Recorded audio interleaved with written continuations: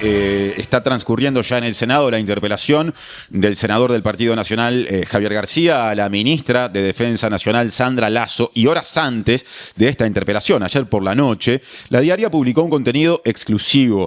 Y es que en las últimas horas se conocieron las conclusiones de la investigación administrativa que el Ministerio de Defensa le encargó a la Oficina Nacional de Servicio Civil sobre el proceso que llevó a la firma del contrato con Cardama. Y el documento, justamente, ese informe de Servicio Civil, establece que la adjudicación, atención con esto, se otorgó por decisión política y que no midió riesgos operativos, financieros y contractuales.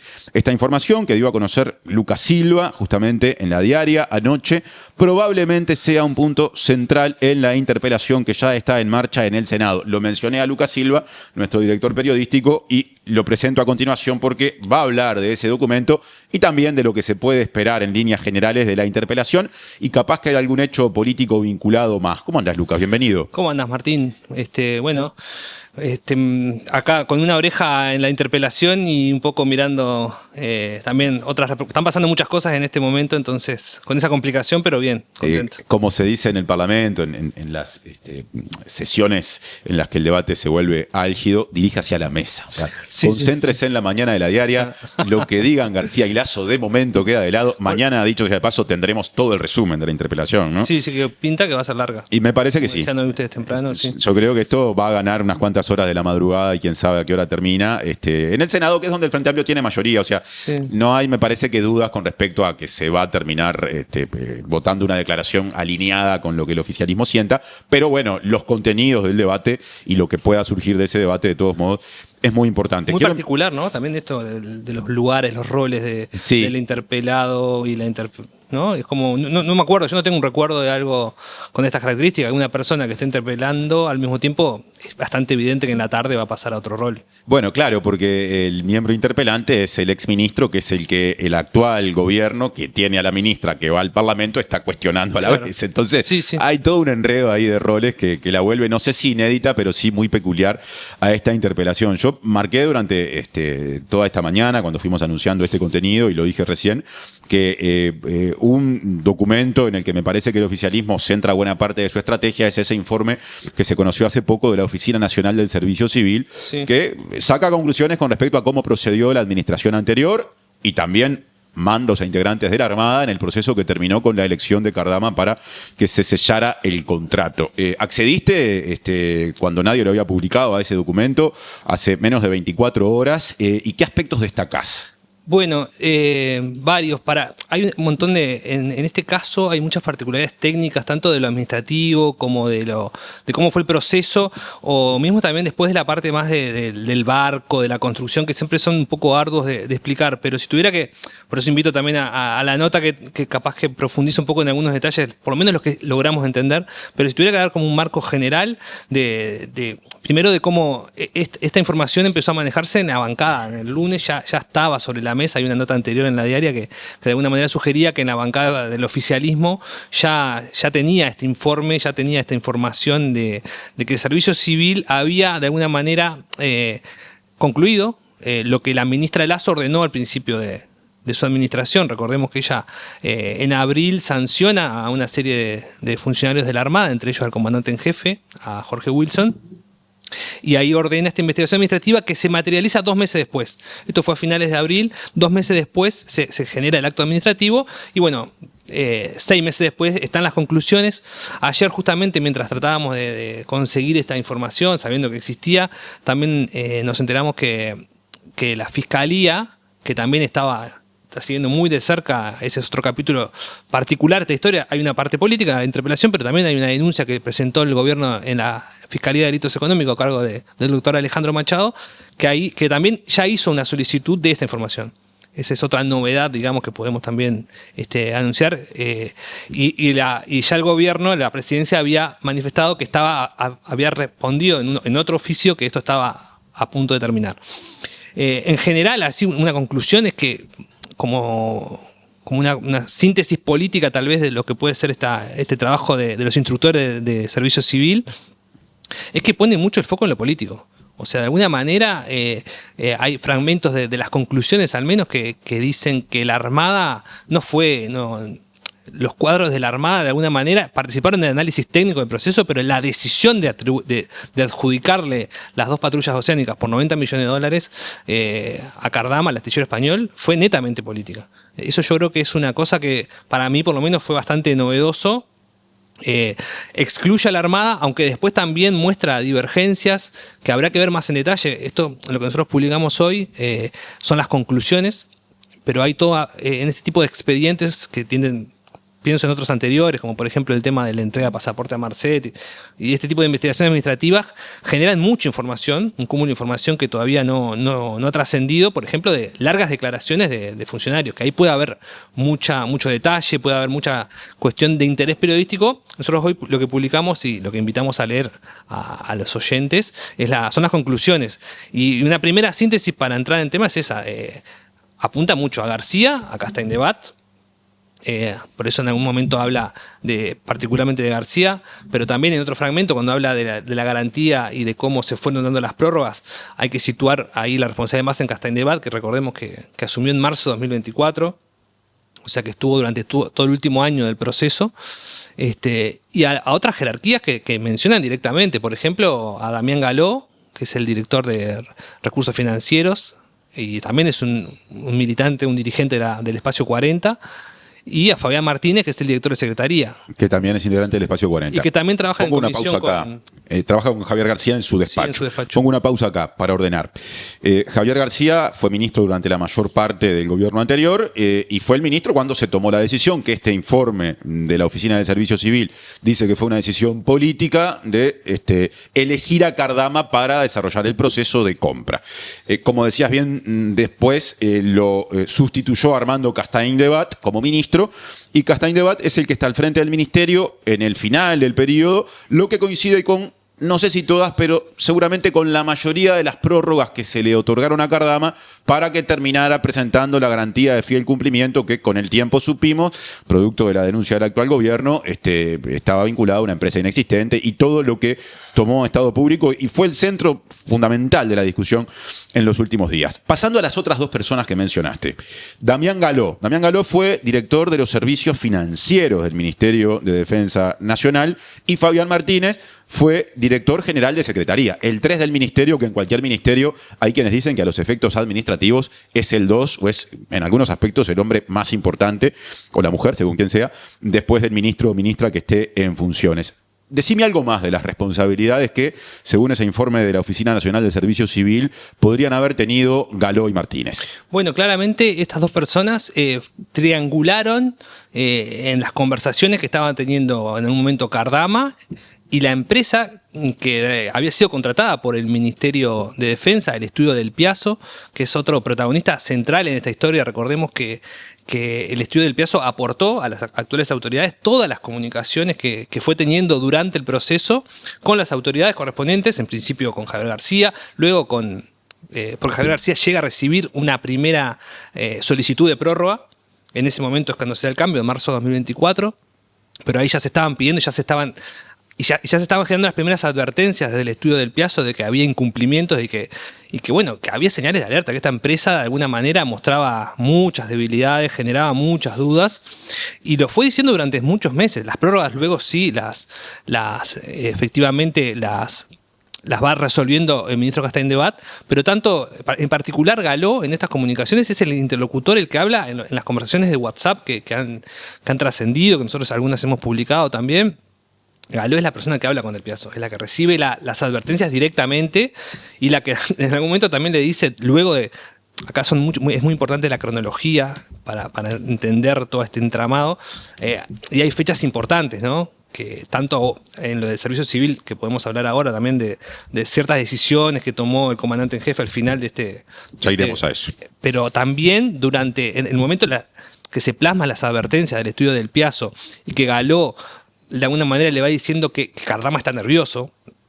Esas son fechas ya cuando el Frente Amplio había ganado las elecciones. Hay un par de hitos claves ahí que van configurando esta idea que el oficialismo y la presidencia vienen de alguna manera explicitando de que se apuró mucho la cosa porque había un cambio de gobierno. ¿Y el rol de Fabián Martínez cuál fue? ¿El director general también de aparece copiado en todas las comunicaciones, participó en reuniones, participó en las conferencias de prensa cuando se anunció que Cardama ganaba.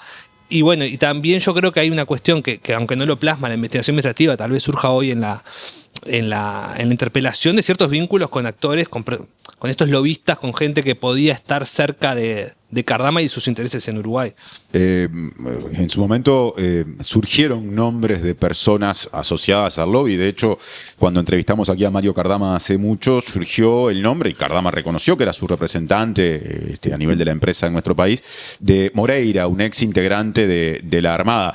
Cuando recién hablabas de eventuales vínculos de Martínez con lobistas, ¿Moreira era uno de los nombres, claro, o es el nombre en particular? Es uno de los nombres, hay que ver las tandas, las coincidencias con algunos oficiales de la Armada que justamente votaron a favor de Cardama, eso está en investigación. Pero sí, hay un montón de posibles conexiones que ya pasan a ser un poco de la... Puede haber información que esté en el servicio civil, pero seguramente ya en la órbita de la fiscalía se empiecen a generar estas sospechas o se empiece a plantear que en las citaciones se pregunten estas cosas mínimamente. Bueno, cómo se conocieron. Yo creo que ahí los testimonios de Cardama, y ahí hago un apunte de cuando Mario Cardama hace esta ronda de medios que incluyó la entrevista que vos le hiciste, fue como un momento que yo creo que para el oficialismo fue un momento fuerte en el sentido de que quedó la sensación de que la mejor manera de alguna manera de desacreditar a Cardama era el propio Cardama. Muchas veces yo creo que generó un poco de nerviosismo en las autoridades anteriores por la información que pueda tener de cómo se dio todo el proceso, lo que pueda llegar a decir. Y también porque, bueno, que de alguna manera también por las características del empresario, para el actual oficialismo fue como una confirmación de algunas sospechas, ¿no? Por las formas de cómo planteó su relacionamiento con el anterior gobierno. Durante este proceso, el comandante en jefe de la Armada, gobierno anterior, fue Jorge Wilson, digo bien el nombre, ¿no? Jorge Wilson, sí. Efectivamente, estuvo en el cargo hasta el último día del gobierno anterior. Cuando comenzó el actual gobierno, producto de lo que la ministra nos explicó acá cuando la entrevistamos, entendió, fue digamos un proceso en el que recibió al respecto de este tema información incorrecta, recibió una sanción junto a otros oficiales de la Armada, y en el documento que hiciste público ayer, este informe de la Oficina del Servicio Civil, una de las cosas que surge es que hay contradicciones entre lo que Wilson declaró, interpreto que cuando lo consultaron en el marco de esta investigación administrativa, y lo que declararon otros oficiales. ¿Cómo podemos resumir esa contradicción? Bueno, esto tiene que ver con digamos, con el cumplimiento del llamado hito B, ¿no? Recordemos que los pagos a la empresa se iban concretando en base a hitos que vos decís, bueno, tenés que demostrar que avanzaste tanto en la obra y con eso se libera el pago. En este caso estamos hablando del segundo pago, ya se había dado un primer adelanto en diciembre del año pasado, y esto tiene que ver con las circunstancias en las cuales se dio el segundo pago por 8,2 millones de euros justamente en febrero de este año, justamente a poco de cambio de gobierno.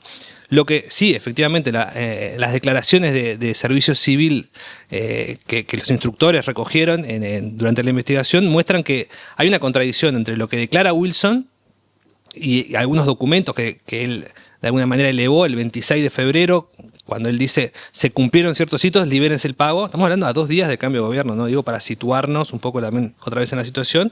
Y lo que declara otra persona, el contraalmirante Jorge Ruiz, que pasa a ser muy importante su testimonio, yo creo, en base a esto que se conoció con lo que publicamos ayer, que dice que cuando, de alguna manera denuncia que cuando el excomandante Wilson libera este pago, todavía no se habían cumplido los requisitos del hito, ¿no? Dice, el plano maestro, que era el principal requisito de este hito B, todavía no estaba. Llegó al otro día. Yo lo vi al otro día y, sin embargo, el comandante Wilson autorizó el pago, se liberó y se pagaron los 8,2 millones de dólares. Y hay un documento que lo muestra, y lo que declara Ruiz justamente es que no fue correcto y que ni siquiera estaba apostillado. O sea, que difícilmente se podría haber liberado de la manera que se hizo. Este es un punto muy central. Tal vez no tanto para la discusión política, porque termina siendo un poco, como es, arduo de explicar y de entender, pero yo creo que hay sí cierta sospecha en principio de que para la investigación de la Fiscalía, que tomó este caso con mucha rapidez, vale decirlo, puede ser relevante. Todo esto aparte se dio esos pagos muy poquitos días antes del cambio de gobierno, ¿no? Queda esa sensación de que hay un apuro, de que no, bueno, son las últimas cosas que podemos hacer y las hacemos. Y hay una contradicción clara que se suma a otra declaración muy importante, yo creo, que en las conclusiones se esbozan, que es la de otro oficial de la Armada, Musso, que también planteó muchas advertencias sobre cómo fue todo el proceso con Cardama. Fue quien renunció en su momento cuando se terminó eligiendo a Cardama. Exactamente, y que declaró durante 6 horas. Esa declaración yo creo que evidentemente la Fiscalía por algo se apura. Y quiero también contextualizar por qué el apuro de Machado. Recordemos que hay otro pago pendiente, hay otro hito pendiente, que sería la 4ª cuota que se le pagaría a Cardama. Machado es el fiscal. El fiscal Alejandro Machado, el que recibió la denuncia de la presidencia. Y yo creo que su apuro también tiene que ver porque hay, en febrero del año que viene hay que resolver si se le paga o no la 4ª cuota. La 4ª cuota, capaz que lo dijiste y se me escapó de qué monto estamos hablando. Bueno, no recuerdo ahora el monto, pero son más o menos, han sido entre 8 y 10 millones de... O sea, es un pago importante. Sí, es una parte, ya llegaríamos casi que a la mitad de los 90 millones, entre todo lo que... Hasta ahora vamos 30 millones que el Estado uruguayo le pagó a Cardama y tiene que resolverse eso. Con esa particularidad que también yo creo que, ya para pasar a lo último, a otras cuestiones que pueden surgir hoy como novedades en la interpelación, hay muchas dudas con la carta de crédito que se aprobó ahí también durante la transición por parte del Bureau. Se generan muchas dudas. Ahí hay una particularidad también que el ministro García asume en realidad en abril. Hay todo un mes de marzo que se tomaron algunas decisiones por parte del actual presidente del Banco República, Salvador Ferrer. O sea, Álvaro García, que es el presidente actual del Bureau, recién asume en abril. Y en marzo, con autoridades que entiendo venían de antes, se tomaron estas decisiones. De la carta de crédito, que es la que de alguna manera automatiza el proceso, ¿no?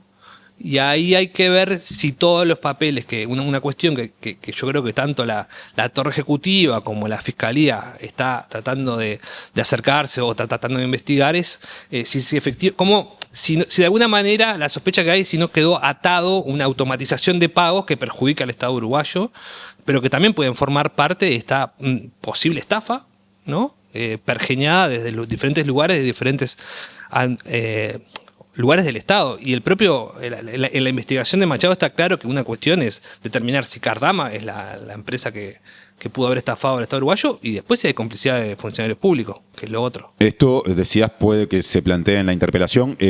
Tenemos que resumir. ¿Hay algo más sobresaliente que según la información que tenés puede llegar a surgir hoy y que de repente no fue lo más comentado en todas estas semanas previas? Sí, en efecto, hay una última cosa que es acordate que estamos hablando que para la compra se hablaron de 2 garantías, ¿no?